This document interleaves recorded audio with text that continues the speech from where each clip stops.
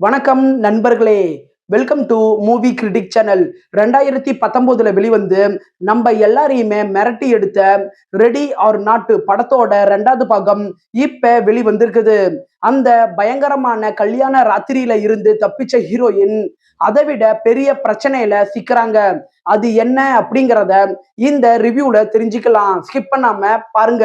படத்தோட கதை அப்படின்னு பார்த்தா, இந்த படம் முதல் பாகத்தோட முடிவுல இருந்துதான் ஆரம்பிக்குது.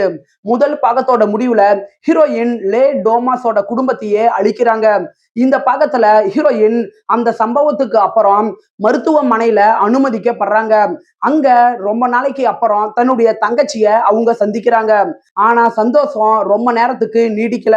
லே டோமாஸ் குடும்பத்துக்கு மேல இருக்கிற த கவுன்சில் அப்படிங்கிற 6 உயர்மட்ட குடும்பங்கள் ஹீரோயினை வேட்டையாட வராங்க. விடியறதுக்குள்ள ஹீரோயினை வேட்டையாடனாதான் அவங்களுக்கு உலகத்தையே கட்டுப்படுத்தக்கூடிய அதிகாரம் கிடைக்கும். இதுக்கப்புறம் அந்த பயங்கரமான விளையாட்டுக்குள்ள ஹீரோயின் எப்படி மீண்டும் போறாங்க, தன்னுடைய தங்கச்சிய எப்படி காப்பாத்துறாங்க அப்படிங்கிறது தான் படத்தோட மீதி கதையே. படத்தோட பாசிட்டிவ்னு பார்த்தா, படத்துல சமாரா வீவிங்கோட நடிப்பு தரமா இருக்குது. முதல் பாகத்துல பார்த்த மாதிரியே இந்த படத்துலயும் ஆக்ரோஷம், டயர்டு, விடாமுயற்சி அப்படின்ட்டு நடிப்புல மிரட்டி விட்டுருப்பாங்க. இந்த படத்துல ஹீரோயினுக்கு தங்கச்சியா கேத்தரின் நியூட்டன் தான் நடிச்சிருக்கிறாங்க. இவங்க 2 பேத்துக்கும் இடையேயான அந்த கெமிஸ்ட்ரி படத்துல நல்லாவே ஒர்க் அவுட் ஆகியிருக்குது. ஹாரர் பட ரசிகர்களை கவர்ற மாதிரி இந்த படத்துல ரத்தம் தெறிக்க தெறிக்க ஆக்ஷன் காட்சிகள் இருக்குது. அந்த காட்சிகளை பார்க்கும்போது முதல் பாகத்துல விட இந்த பாகத்துல ரத்த ஆறு நல்லாவே ஓடுது அப்படின்னு தான் சொல்லணும். இந்த படம் 1 மணி நேரம் 40 நிமிஷம் ரன் ஆகக்கூடிய சின்ன படம். குயிக்கா உங்களால பார்த்து முடிக்க முடியும். படத்துல எலிசா வுட்டோட கதாபாத்திரம் நல்ல சுவாரஸ்யமா இருக்குது. அவரு பண்ற அந்த ட்ரை காமெடி காட்சிகள் சிரிப்பை அங்கங்க நல்லாவே வர வைக்குது. படத்துல ஹண்டிங் சம்பந்தப்பட்ட காட்சிகள் ஒரு ரெசார்ட்ல நடக்கிற மாதிரி தான் கொண்டுட்டு வந்திருப்பாங்க. சினிமோட்டோகிராஃபிக் மூலமா அந்த ரெசார்ட்டோட பின்னணிய நல்ல ஸ்டைலிஷாகவும் அதே நேரத்துல பயமுறுத்துற விதமாகவும் நல்லாவே கவர் பண்ணியிருப்பாங்க. படத்தோட குறைகள்னு பார்த்தா, முதல் பாகத்துல இருந்த அந்த விறுவிறுப்பு மற்றும் புதுமை இந்த படத்துல குறைவாதான் இருக்குது. இந்த படத்தோட திரைக்கதைய முதல் பாகத்தோட திரைக்கதையோட கம்பேர் பண்ணி பார்க்கும்போது இந்த படத்தோட திரைக்கதை டவுனா இருக்கிறத உங்களால ஃபீல் பண்ண முடியும்.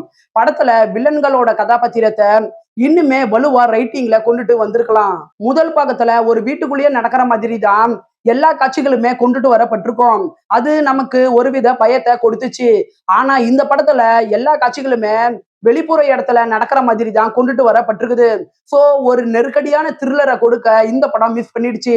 படத்துல வர எமோஷன் காட்சிகள் பெரிய எமோஷன் கனெக்டை ஏற்படுத்தல. ஓவராலா இந்த படம் உங்க டைமுக்கு ஒர்த்தான ஒரு டீசென்டான படம் தான் இந்த படம். 10க்கு 6.5 ரேட்டிங் கொடுக்கலாம். விருப்பப்படுறவங்க பாருங்க. படத்துல ரத்தம் தெறிக்கிற வைலன்ஸ் காட்சிகளும் 2 இடத்துல லிப்லாக் முத்த காட்சிகளும் இருக்கு. சோ ஃபேமிலியோட பாக்குறதுக்கு முன்னாடி யோசிச்சுக்கோங்க. இந்த படம் தமிழ் டப்பிங்ல கிடையாது, இங்கிலீஷ்ல மட்டும்தான் அவைலபிளா இருக்கு. விருப்பப்படுறவங்க பாருங்க. என்னுடைய ரிவ்யூ உங்களுக்கு பிடிச்சதுன்னா மறக்காம லைக் பண்ணி சப்ஸ்கிரைப் பண்ணுங்க. வேற ஏதாவது படத்தோட ரிவ்யூ வேணும்னா அந்த படத்தோட பெயரை கமெண்ட்ல பதிவிடுங்க. நாம வேற ஒரு வீடியோல சந்திக்கலாம். அது வரைக்கும் நன்றி, வணக்கம்.